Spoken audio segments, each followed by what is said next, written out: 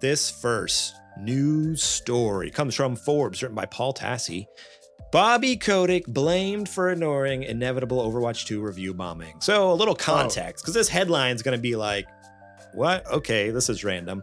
Really, the headline should read something like, the Bobby Kotick's gone. He's finally out of there. The losers left the building. Actually, Selkie says it. Selkie says it best in the chat, so I'm going to quote him. And if you're live, you get to hear this. Otherwise, probably going to get bleeped out here because we like to keep our podcast generally family friendly. But bye, Bobby Kotick, you stink. That he is. That he is. That. So, I mean, he's worse than that. But like you said, we're trying to keep it family friendly because it's like that part in Toy Story. You know what he's saying? The word I'm searching for, I can't say because there's preschool toys present. But same thought process. Yeah, so there you go. If you want the uncensored version, support us on Patreon. Kajoma, all my homies hate Bobby Kotick. Well, yeah, he's 100% a sleazy scumbag. Get out of here. Bobby, anyways, yeah, so that's the new story. He's officially gone. He's out of there. Play the crowd. I need the right. Here we go. He's gone, baby. He's out of here, baby. Let's go. Get him out of here. He's out. See ya. All right. Bobby Kotick blamed. But yeah, with him leaving, pretty much immediately, Twitter was filled with all former and current Blizzard Activision employees just roasting him. It was like the roast of Bobby Kotick. Yet, and people were already dunking on him. Like in their office, they're like firing up Twitter. Like they're watching him walk out the door. They're like, all right, so I gotta share this story. It just turned into the roast of Bobby Kotick, except he didn't get any sort of, clap back. He just had to take it. He left and that's it. It was great. So there was a bunch of stories and people elaborating on stories we already knew bits and pieces of, but just hearing more. There was something about apparently the office. They tried to buy an industrial donut machine for the office for some reason, for the break room. There was people elaborating on, very sadly, his statement in an all hands meeting, telling someone to, that he's going to kill him or something like that, or to tell them to go kill themselves, like horrible things that like HR should have been on top of probably, but who knows. Covering up for all the weirdos, the weirdo execs who were, harassing people. Yeah. He was probably the one that orchestrated that internal, what was it? Not an audit, but like an internal investigation. An internal investigation?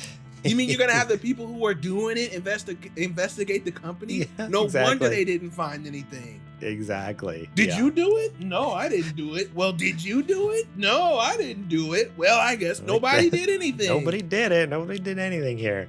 God. Wild. So one of the news stories, though, relating more closely to a specific game, that is Overwatch 2, Bobby Kotick blamed for ignoring inevitable Overwatch 2 review bombing. Bobby Kotick is no longer the CEO of Activision Blizzard, departing the company with millions of dollars in platinum parachutes after the Microsoft acquisition, and now both current and former Activision Blizzard employees feel more comfortable sharing stories about Kotick, and none of them are positive. Easily the funniest one is a tale about Kotick attending a meeting where he wanted to test out some sort of, industrial-sized donut-making machine. They didn't even know how to get the building to power. A less funny one is about Kotick allegedly threatening to have an employee killed, but others are more focused on specific game situations, like what happened with Overwatch 2's Steam launch. Former Blizzard employee Andy Belford took to Twitter to share a now widely circulated story about how Kotick directly ignored pleas from teams about what they knew was going to happen with Overwatch 2's Steam launch. Namely, that it would be review bombed to hell because of how Overwatch 2 was being reviewed by players at the time, and there would need to be some sort of plan to manage and react to that. Here's Belford. Moderation of Steam was put on the community team, not a function of community at Blizz. Despite my refusal to want to expose members of my team to that level of toxic content post, when asked whose decision it was to launch on Steam with no additional help, Bobby. Belford concludes that player worker experience meant nothing to C-suite and the executive leadership. It was all about the quarter's earning call.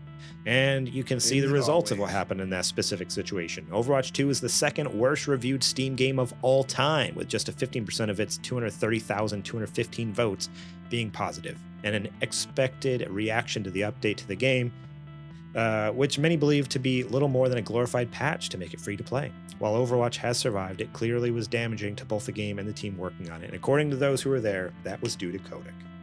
And this is just one story. When you type in Bobby Kotick leaving, and in the news, like go to Google, click the news tab, type that in, there is about like 30 different, I mean, there's hundreds of articles, but from just in the first page, there's like 30 different articles, and they're all about different games and different decisions. It's just nonstop. And the root of the problem for every one of them was Bobby Kotick.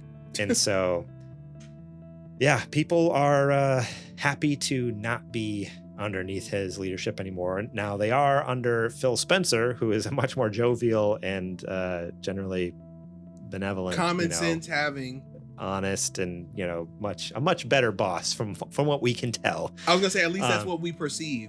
Yeah, at least the perception. There hasn't been too many negative stories on him yet. But how out of touch do you have to be? I'm thinking about the Bobby stories. How out of touch do you have to be to just think, oh, we'll get a Krispy Kreme sized donut machine and we'll just bring it to the office party? Like, right? He didn't even think about the fact that no regular person would have ever thought to bring something that big, right? Somebody might have bought maybe like a little skillet or a little frying pan with some oil and fried some donuts that way.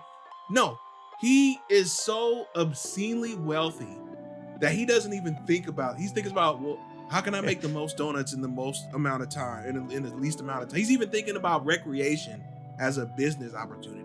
Like, dude, we're just making little mini donuts. We're making video games.